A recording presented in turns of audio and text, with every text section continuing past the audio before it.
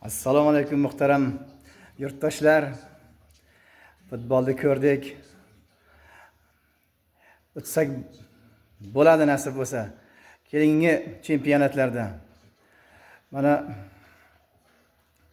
shu futbolchilarimizga baribir omad tilab qolamiz keyingi chempionatlar uchun. Chunki bu katta maktab bo'ldi. Bizlar mazza qilib ko'rdik. Endi nima qilaylik hozir? Shu mana o'g'ilcha uxlab ham qoldi. Ana nima deyman? O'yinchilarimizga shu katta oyoqlarga shtanga bilan mashqlar qildirish kerak-da. Katta kuchimiz kamlik qilyapti. Keyin yana bitta tushunmagan tomonim otisima kelmay qolyapti. Varatarimiz aka tushish kerak edi-ku, o'tkir adashmasam. O'sha tushmay qolyapti. Nimaga? Bu uka yoshlik qilyapti balkim. Ana shu meni haligi qilyapti. Birinchi nima shu varatarimiz tushish kerak edi. Katta varatarimiz. O'tkir. Keyin shu o'yinchilarimizga kuch kamlik qilyapti-da.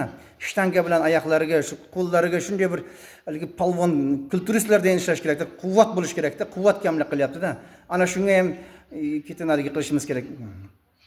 Ishlab berishimiz kerak ekan. Mana shu kuchli bo'lish kerak futbolchilarimiz. Ham tajribali bo'ladi, keyin kuchli bo'lsa, kuchi bor odam hamma joyda ishini qiladi-da. Kuchi bor odam gapini gapiradi-da. Juda lekin qilsa bo'ladi. Mayli, endi bo'yna biroz haliga bo'ldim, endi o'zimni bosib olib gapiryapman. Og'aylar, qolgan muxlislarga ham sabr tilayman. Baribir yaxshi, rahmat. Baribir zo'r o'yinlar ko'rdik. Endi shu deymizda. Baribir qilsa bo'ladigan holat, lekin hech bo'lmasa maktab bo'lyapti bular bizlarga. Endi keting O'zbekistonga ham zo'r nima qilaman. Mana shu bugungi o'yinlardagi tablolarda reklama degan joylarga O'zbekiston turizm tashkilotlari O'zbekistonning reklamalarini qo'yib qo'yish kerak edi. Ana shunday haligi O'zbekistonga kelinglar, bir tog'larimiz, suvlarimizni, bir tabiatlarimiz, palovlarimizni qo'yamiz, shashliklarda ana shunaqa qilib, ana shunaqa O'zbekiston reklamalarini ham qo'yish kerak edi. Men hozir gapimni gapirib olyapman, ko'nglimga o'tgan gaplar. Ana shu do'stlar. Kelajakda bu chempionatlarga chiqib olib turib nasib bo'lsa, keyingi pog'onalarga o'tib olaveramiz. Oldin mana Yaponiyada ham shunaqa bo'lgan ekan. Xullas kecha mana Urugvay chiqib ketdi. Endi to'p dumaloq, maydon tekis, kimdir o'tish kerak. Lekin ular haqiqatan 100% harakat qildi, haqiqatan mehnat qilgan odam o'tayotganda mana bir 70% mehnatda ularda, 30% bizga gap to'g'risini tushuntirsam-da. Shu haqiqatan buning uchun mehnat qilishimiz kerak. Buning uchun kuch oyoqlarimizda kuch bo'lish kerak. Odamlarimiz kuch kamlik qilyapti, do'stlarimizni, ukalarimni. Shunday bir haligi mashg'ulotlarda texnikalar ham bo'lsin, keyin shtanga bilan ishlash, qo'l, oyoq shtangalari bilan shunday bir balonlarni ko'tarib, bunday bir kuchli bo'lish kerak. Ana shunday haligi gapiradigan bolalar bo'lish kerak-da.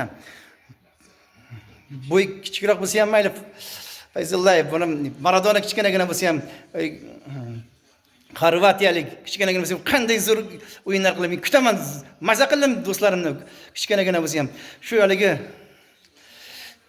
faqat kuch kirish kerak. Endigi oyoqlarga, qo'llarga kuch olish kerak.